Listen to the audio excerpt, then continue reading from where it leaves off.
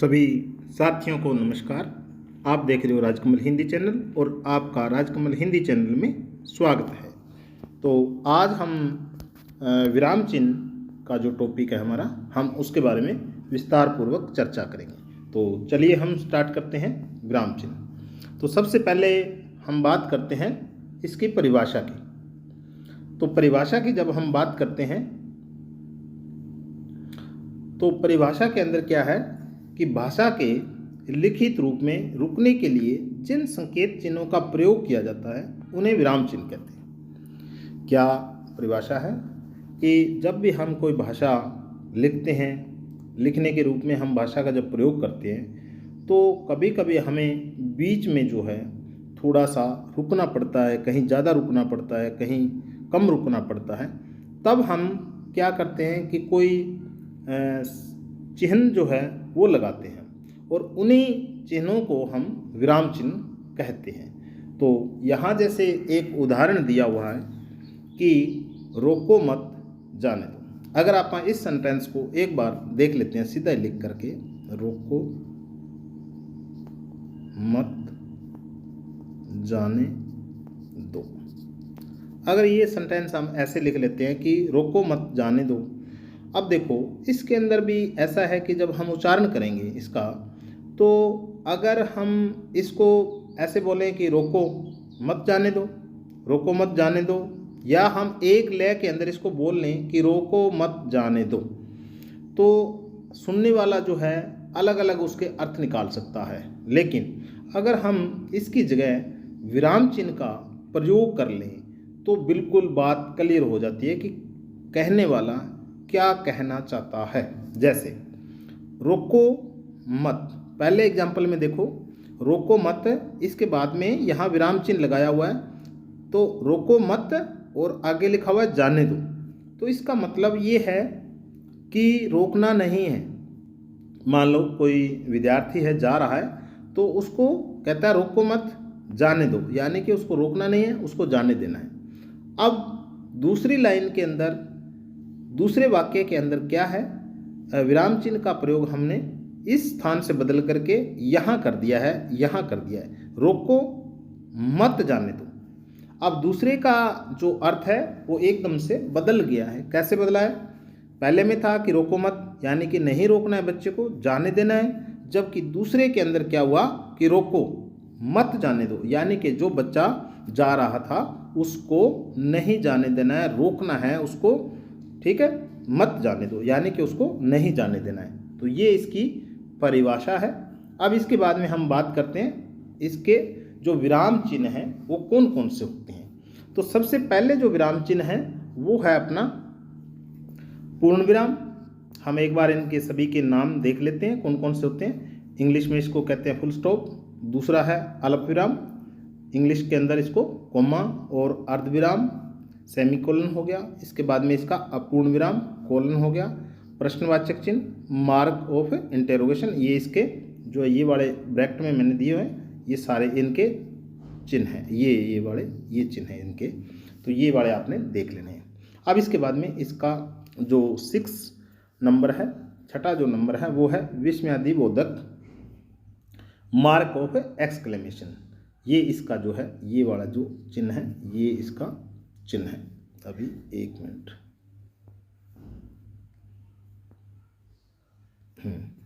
इसके बाद में उदाहरण चिन्ह। इसके 2 प्रकार के चिन्ह हैं जो हम आगे विस्तार से वर्णन करेंगे। एक तो ये वाला है और एक ये वाला मैंने लगाया है। 2 प्रकार के चिन्ह हैं। इंग्लिश में इसको इन्वर्टेड कोमा कहते हैं। इसके बाद में बात करते हैं 8वें नंबर पे, 8वें नंबर निर्देशक, जिसको इंग्लिश में डैश के नाम से जाना जाता है। और इसके बाद में है 10वां योजक हाइफन, और 11वां है ब्रैकेट हो गया, ये वाला ब्रैकेट जो हम ऐसे ब्रैकेट लगाते हैं। लाघव चिन्ह हो गया, साइन ऑफ एब्रिविएशन हो गया, यानी कि इस तरह का एक ये बिंदु जो है गोल, ठीक है, 0 टाइप का लगाते हैं।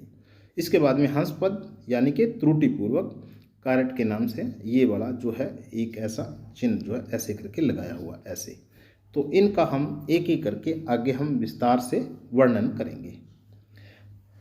तो सबसे पहले हम बात करते हैं जो हमने अभी पढ़ा था कि कौन कौन से होते हैं। सबसे पहला है हमारा पूर्ण विराम। जब पूर्ण विराम की हम बात करते हैं तो सबसे पहले हमें क्या देखना है कि पूर्ण विराम की हम परिभाषा को देखेंगे। पूर्ण विराम कहते किसको हैं? वाक्यों की समाप्ति पर पूर्ण विराम का प्रयोग किया जाता है।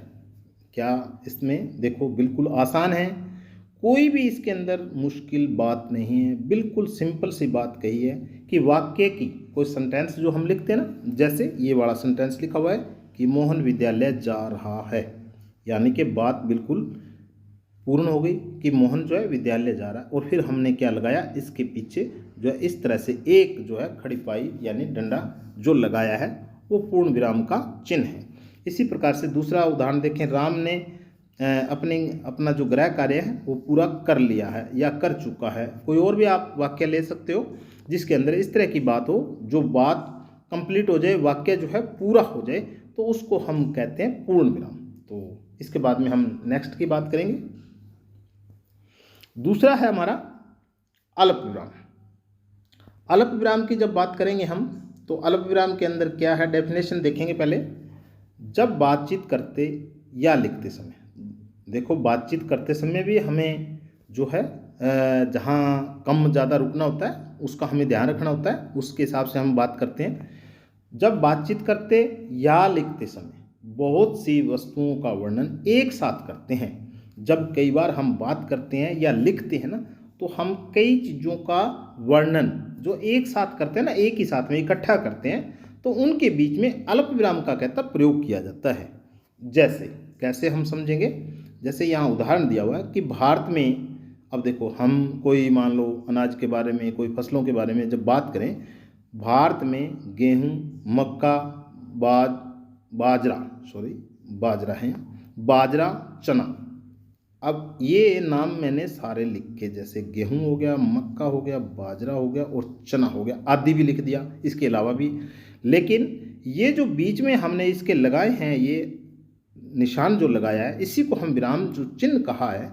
अब क्या हुआ है, कई चीज़ों का हमने वर्णन किया और इनके बीच बीच में हमने ये जो है अल्प विराम लगाया। अल्प विराम जो है कम यानी कि थोड़ा सा विराम लगाया। बहुत सी फसलें उगाई जाती है, तो हम ऐसा जब नाम लेंगे, ऐसे कई वस्तुओं के नाम लेंगे, तो हम बीच बीच में अल्प विराम लगाएंगे। ऐसे ही राम, श्याम, अब देखो राम के बीच में और श्याम के बीच में, यहाँ ये नहीं आएगा, सॉरी, राम, श्याम और पंकज सभी जा रहे हैं। यहाँ एक आधा नाम अगर और होता, पंकज, कमल, ऐसा होता, तो हम क्या करते कि राम, श्याम और नरेश और पंकज सभी जा रहे हैं, तो ये क्या होता, अल्प विराम होता। तो ये हो गया अपना अल्प विराम। इसके बाद में बात करते हैं हम अर्ध विराम की। अब अर्ध विराम की जब बात करते हैं हम, देखो पहले हम अल्प विराम के बारे में पढ़ लिया हमने, पूर्ण विराम के बारे में पढ़ लिया। अब इसके बाद में करते हैं अर्ध विराम। अर्ध, देखो ये जो अर्ध है, अर्ध का मतलब क्या होता है, आधा। अर्ध का मतलब आधा और विराम का मतलब रुकना। वही कहता है जहां अल्प विराम से कुछ अधिक, ठीक है, अल्प विराम जो अभी पीछे हमने पढ़ा था उससे कुछ थोड़ा सा अधिक और पूर्ण विराम से थोड़ा कम। यानी पूर्ण विराम में तो हम पूरी तरह से रुकते हैं ना, तो अल्प विराम में थोड़ा सा कम रुकते हैं। तो कहता है अल्प विराम से कुछ अधिक और पूर्ण विराम से थोड़ा कम रुकना हो, वहां अर्ध विराम का प्रयोग किया जाता है। जैसे बिहार में बाढ़ आ गई। अब देखो थोड़ा सा हम एकदम से रुके ना, सभी अपना घर बार छोड़कर जाने लगे। अब क्या हुआ कि बिहार में बाढ़ आ गई और यहाँ थोड़ा सा हम क्या हुआ, एक थोड़ा सा रुक गए। पूर्ण विराम से तो थोड़ा कम और अल्प विराम से थोड़ा सा ज़्यादा रुके, इसलिए यहाँ अर्ध विराम का प्रयोग, अर्ध विराम का जो चिन्ह होता है ऐसे करके ये अपन ने जो बनाया हुआ है, यहाँ वाला ये वाला चिन्ह जो है इसका है। तो अपना घर बार छोड़कर जाने लगे। कहने का मतलब है जहाँ अल्प विराम से थोड़ा सा ज़्यादा और पूर्ण विराम से थोड़ा कम रुकना हो, उसको हम कहते हैं अर्ध विराम, और वहाँ अर्ध विराम का प्रयोग किया जाता है। अब इसके बाद में हम बात करते हैं नेक्स्ट की। नेक्स्ट है अपना अपूर्ण विराम। अपूर्ण विराम का मतलब, डेफिनेशन देखते हैं हम पहले। हाँ, डेफिनेशन देख लेते हैं हम इसकी। डेफिनेशन में क्या है कि जहाँ किसी प्रश्न का उत्तर पहले परिभाषा को देखें। जहाँ किसी प्रश्न का उत्तर या बात का उदाहरण आगे आने वाली पंक्ति में दिया जाए, पंक्ति का मतलब लाइन में दिया जाए, वहाँ अपूर्ण विराम का प्रयोग किया जाता है। पूरी डेफिनेशन देखो दोबारा से बच्चों एक बार। जहाँ किसी प्रश्न का उत्तर या बात का उदाहरण आगे आने वाली पंक्ति में, यानी कि आगे आएगा, आगे लाइन में लिखा जाएगा, वहाँ अपूर्ण विराम का प्रयोग किया जाता है। जैसे हरियाणा, अब इसका निशान देखो, ये वाला है बच्चों, ये जो 2 बिंदु लगाए ना ऐसे करके, ये वाला निशान है, इसको हम अपूर्ण विराम बोलेंगे। अब देखो यहाँ लिखा हरियाणा, अब इसके बाद में हरियाणा ऐसे लिखा, और हरियाणा लिखने के बाद में हमने क्या किया, ये 2 मैंने बिंदु टाइप का ये लगा दिया, इसको अपूर्ण विराम बोलते हैं। अब इसके बाद में आगे कुछ लिखा हुआ है, क्या लिखा हुआ है, एक सांस्कृतिक अध्ययन। अब इसमें प्रश्न में क्या लिखा कि जहाँ किसी प्रश्न का उत्तर या बात का उदाहरण आगे वाली पंक्ति में दिया जाए। अब यहाँ हरियाणा लिखा, हरियाणा एक प्रकार से देखो हमारे सामने प्रश्न के रूप में उभर कर गया, भी हरियाणा क्या, तो इसका क्या उत्तर आगे क्या मिला हमारा, एक सांस्कृतिक अध्ययन, यानी कि हरियाणा का एक सांस्कृतिक अध्ययन, किसी बुक में, किसी कोई किताब किसी ने लिखी हो तो उसका एक सांस्कृतिक अध्ययन करना। दूसरी लाइन में और देखते हैं, दूसरा उदाहरण हम और देखते हैं। दूसरा है कुरुक्षेत्र। कुरुक्षेत्र के बाद में भी हमने अपूर्ण विराम लगाया, तो यहाँ लिखा कि एक विशेष अध्ययन। अब देखो कुरुक्षेत्र के बारे में क्या कहता है, कहता है कुरुक्षेत्र का एक विशेष अध्ययन करना, यानी कि जहाँ ऐसा कोई स्थिति बनती हो जहाँ किसी प्रश्न का उत्तर या बात का उदाहरण जो आने वाली पंक्ति में दिया जाए, तो वहाँ अपूर्ण विराम का प्रयोग किया जाता है। तो इन दोनों उदाहरणों से हमें बिल्कुल ये बात क्लियर हो जाती है कि अपूर्ण विराम का प्रयोग कहाँ किया जाएगा।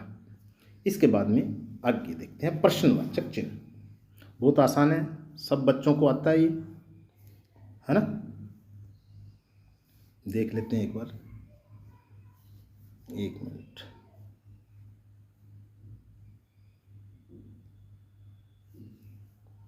बच्चों,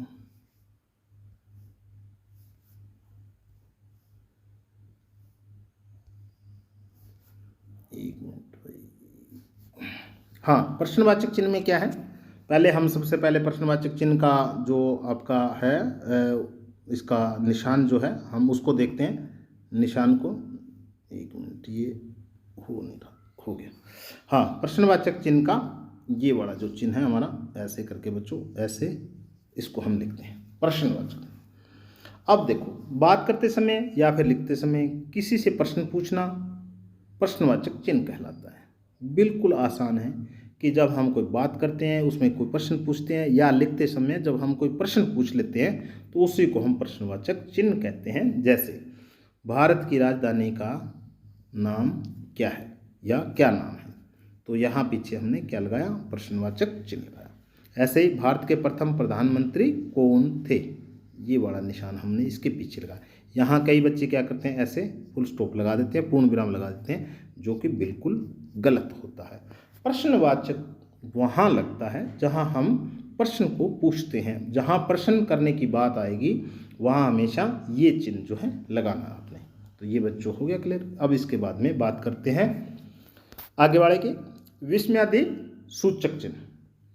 क्या नाम है, विस्मयादि सूचक चिन्ह। इसके अंदर क्या है, पहले सबसे पहले इसका निशान देखो, ये वाला जो चिन्ह है, ये वाला निशान लगाया ना ऐसे, ये वाला हो गया अपना।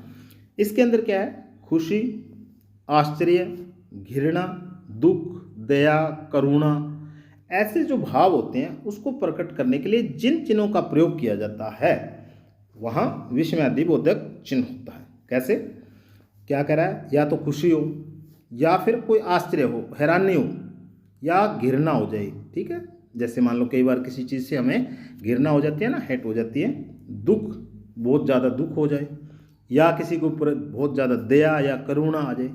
तो ऐसे जो भाव होते हैं फिर उसको प्रकट करने के लिए कोई तो हमें चिन्ह चाहिए ना, तो उसी चिन्ह को हम इस ऐसे चिन्ह से जो है हम इसको प्रकट करते हैं, तो उसको कहते हैं विस्मयादि जो सूचक चिन्ह। अब जैसे क्या लिखा है उदाहरण में, क्या, वाह कितना सुंदर दृश्य।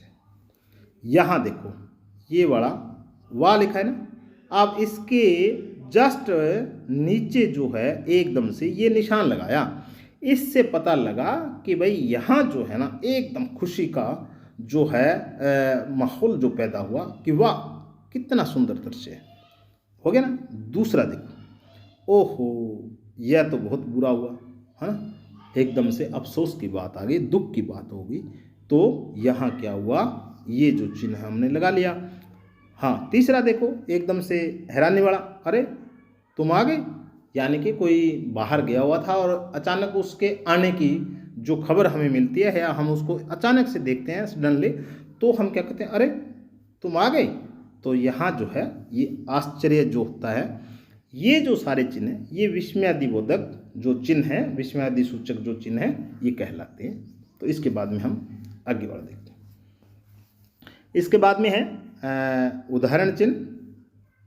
तो उदाहरण चिन्ह जो है मैंने पीछे जब आपको बताया था, इसको इन्वर्टेड कोमा कहते हैं इंग्लिश में।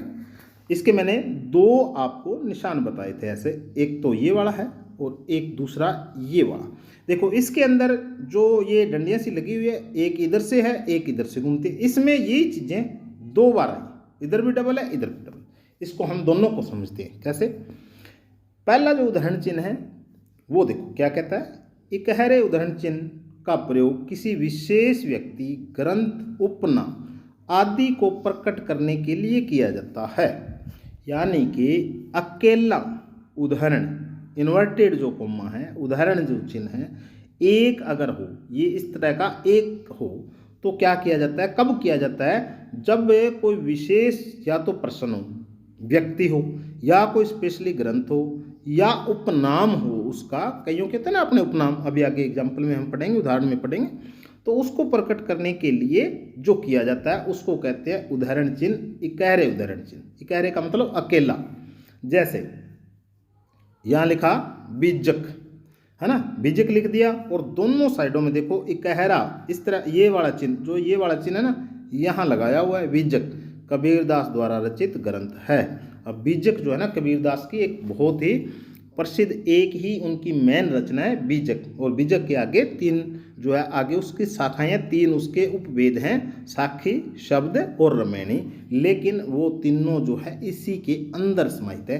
तो यहाँ बीजक जो है एक प्रमुख ग्रंथ हो गया, इसलिए यहाँ इकहरा चिन्ह लगा।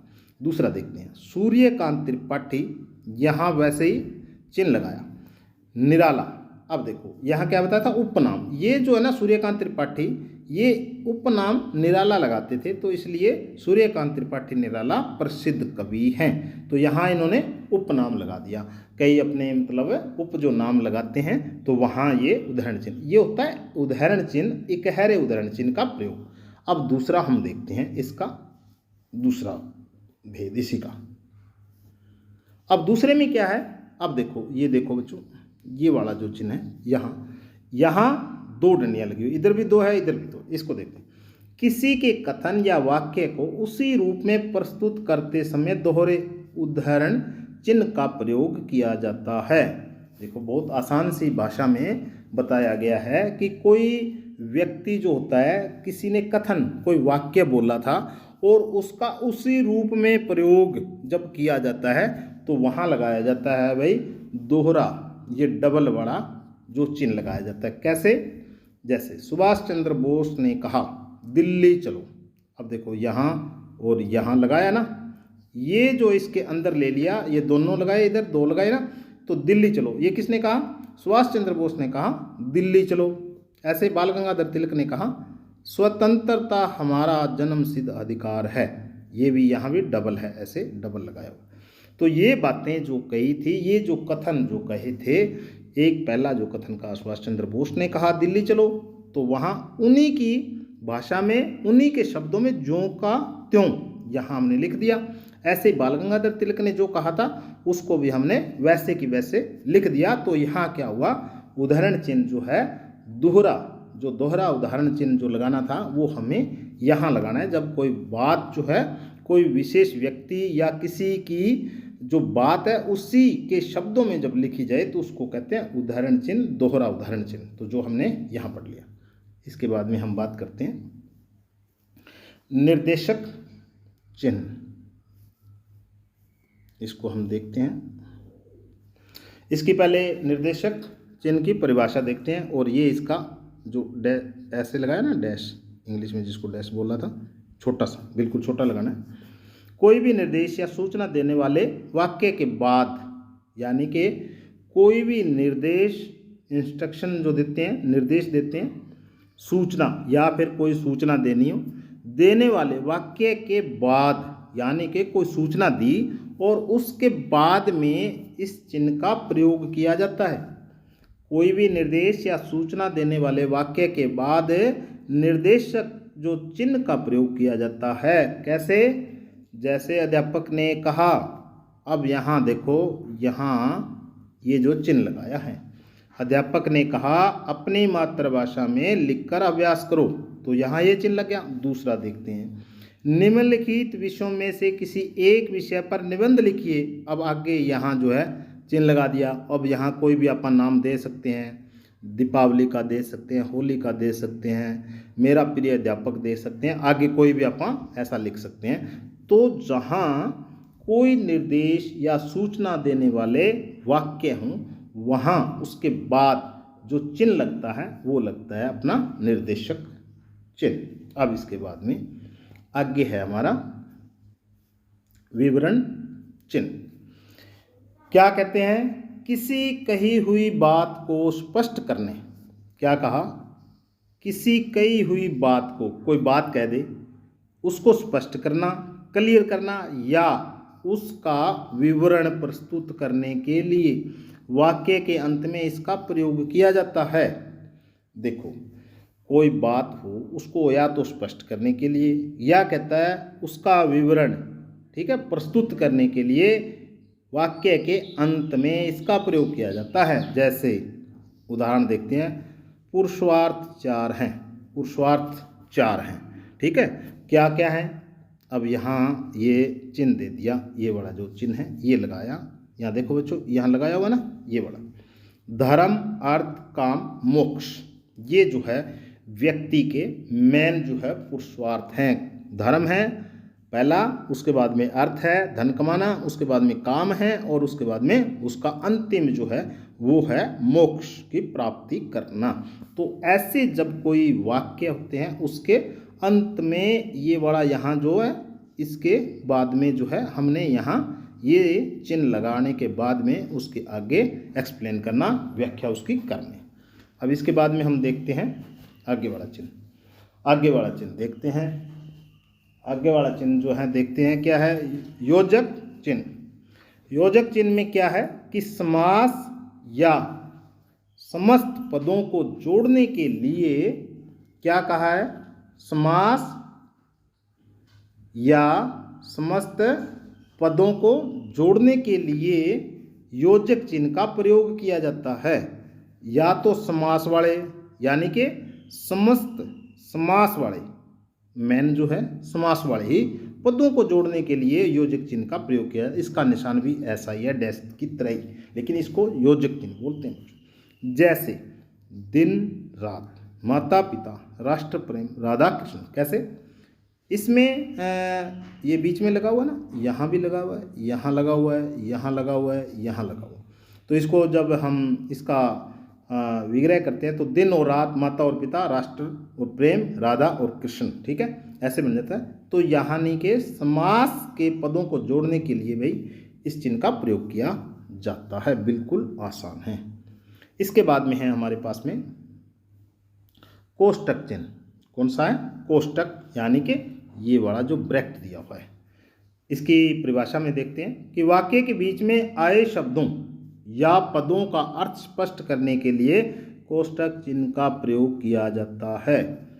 क्या कहा है कि कोई मान लो अपना वाक्य होता है, अब उसके बीच में कोई ऐसा शब्द या पद होता है जो समझ में नहीं आता, उसी को स्पष्ट किया जाता है और कोष्टक के अंदर लिख दिया जाता है, ब्रैकेट के अंदर लिखा जाता है उसको। कैसे?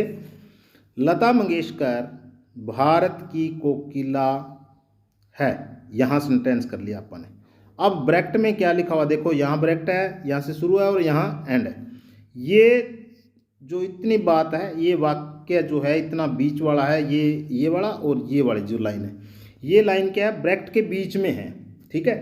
ब्रैकेट के बीच में क्यों है, क्योंकि ये लता मंगेशकर भारत की कोकिला, और इसके बाद में लिख दिया सीधा है, ठीक है। अगर मान लो ये चीज़ अगर यहाँ ब्रैकेट में ना देते तो कुछ लोगों को, कुछ बच्चों को क्या होता कि इस कोकिला का अर्थ समझ में नहीं आता। इसी अर्थ को स्पष्ट करने के लिए इस ब्रैकेट के अंदर इसका आंसर दिया, क्या दिया कि मधुर आवाज में गाने वाली। कोकिला का मतलब होता है कोयल, कोयल का मतलब बहुत मीठा गाती है। इसी प्रकार से भारत की जो लता मंगेशकर जो थी गायिका, उसकी आवाज़ जो थी कोकिला जैसी, कोयल जैसी थी, तो इसलिए इसको लता मंगेशकर भारत की कोकिला है। लेकिन यहाँ ब्रैकेट में डाला कि मधुर आवाज में गाने वाली हैं, तो ये बड़ा जो है कोष्टक चिन्ह। अब देखते हैं दूसरा उदाहरण। भारत के लौह पुरुष के कारण, भारत के लौह पुरुष के कारण आज भारत एक राष्ट्र के रूप में विख्यात है। देखो, लेकिन लौह पुरुष है ना, इसको यहाँ ब्रैकेट में जो है स्पष्ट किया गया। कैसे कि लौह पुरुष, ऐसा नहीं है कि लोग कोई पुरुष होता है, ऐसा नहीं है। इसका अर्थ है कि सरदार वल्लभ भाई जो पटेल है ना, उन्हीं को लौह पुरुष की उपाधि दी गई है, यानी कि उनका ये नाम फेमस हो गया। लेकिन कहीं कहीं कुछ बच्चे या कुछ व्यक्ति ऐसे हो सकते हैं जिनको लौह पुरुष नाम के इस व्यक्ति से पहले से पता ना हो, तो इसलिए ऐसे लोगों को, ऐसे बच्चों को, या ऐसे जो बात समझ में ना आए, जो वाक्य समझ में ना आए, जो शब्द समझ में ना आए, ऐसा शब्द जो है ब्रैकेट के अंदर दे दिया जाता है ताकि समझ में आ जाए, तो उसको कहते हैं भैया कोष्टक चिन्ह। तो ये समझ में आ गया बच्चों। अब इसके बाद में हम देखते हैं आगे लाघव चिन्ह। लाघव का मतलब क्या होता है, शॉर्ट होता है भाई, बिल्कुल जो है शॉर्ट के अंदर लिखना। किसी प्रसिद्ध या बड़े शब्द को संक्षेप में लिखने के लिए, संक्षेप का मतलब होता है छोटे रूप में लिखना, ठीक है, संक्षेप का मतलब। किसी प्रसिद्ध या बड़े शब्द को संक्षेप में लिखने के लिए उस शब्द का पहला अक्षर लिखकर उसके आगे शून्य लगा देना लाघव चिन्ह कहलाता है। देखो, परिभाषा के अंदर बात बिल्कुल समझ में आ जाती है कि कोई भी प्रसिद्ध या फिर बड़ा जो शब्द होता है उसको छोटा यानी कि संक्षेप में लिखने के लिए उस शब्द का पहला अक्षर पहला लिख देंगे, उसके बाद में आगे शून्य, ऐसे शून्य, ऐसे मतलब शून्य लगा दें, तो वहाँ होता है लाघव चिन्ह। कैसे, जैसे मान लो ये हम लिखते हैं डॉक्टर, ऐसे लिखते हैं ना डॉक्टर। अब क्या किया हमने, उसकी बजाय ऐसे लिख दिया और ये लगा दिया, तो ये क्या पढ़ा गया, डॉक्टर पढ़ा जाए। ऐसे ये दूसरा जो नाम है प्रोफेसर है, ठीक है, ऐसे प्रोफेसर, प्रोफेसर है, लेकिन इसको शॉर्ट में लिखने के लिए क्या किया हमने, ऐसे प्रो लिख करके और आगे शून्य लगा दिया, तो ये प्रोफेसर बन गया। यानी कि कोई प्रसिद्ध जो शब्द होता है उसको संक्षेप में लिखने के लिए जीरो लगा देते हैं और पहला अक्षर उसका लिख देते हैं, तो वो वाला जो है आपका लाघव चिन्ह होता है, ठीक है।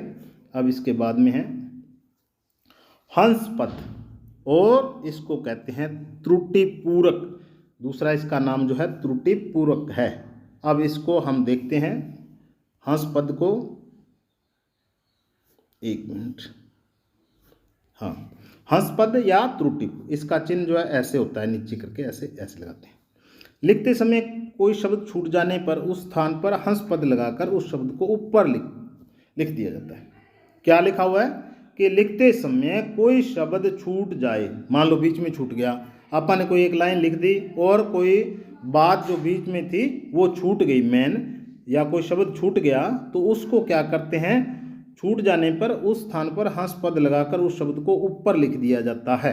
कैसे, जैसे सलीम ने कल रखा था, अब ये लाइन लिख दी, ये वाली लाइन बच्चों देखो, ये लिख दी सलीम ने कल रखा था, लेकिन अब इसके अंदर तो बात पूरी हुई नहीं कि क्या रखा था, पता नहीं लगा ना, स्पष्ट नहीं हुई बात। अब यहाँ मैंने लगा दिया इसका हंस पद, ये बड़ा, ठीक है, हंस पद लगाया, हंस पद लगा के ऊपर मैंने लिख दिया इसके रोजा। क्या लिख दिया, रोजा। रोजा का मतलब होता है व्रत, ठीक है। तो सलीम ने कल रोजा रखा, इसको हम पढ़ लेंगे, अब ऊपर वाले को यहाँ पढ़ेंगे। कहने का मतलब है जहाँ हंस पद लगाया इसके यहाँ पढ़ेंगे हम, कल रोजा रखा था। ऐसे ही दिनकर जी की खड़ी बोली में क्या है? अब देखो कविता, जो काव्य है ना उनका खड़ी बोली में, तो ये यहाँ जो है हमने हंस पद लगाया और ऊपर कविता लिख दिया। यानी कि यहाँ कोई मतलब जैसे कोई शब्द छूट जाता है ना, उसके स्थान पर हंस पद लगा करके ऊपर उसके हंस पद लगा करके ऊपर उसका जो शब्द होता है मेन जो छूटा है वो हम लिख देंगे, तो उसको कहते हैं हंस पद। तो ये बच्चों जो है हमारे सारे के सारे जो अपने विराम चिन्ह हैं उनका हमने एक एक करके अध्ययन किया, और आपने इसको बहुत ही अच्छे तरीके से वीडियो को सुना और इसको देखा और समझा इसको। फिर भी अगर आपको कुछ चीज़ें समझ में नहीं आई हो तो आप कमेंट बॉक्स में लिख करके जो है मुझे शेयर करें, और आप सभी का धन्यवाद।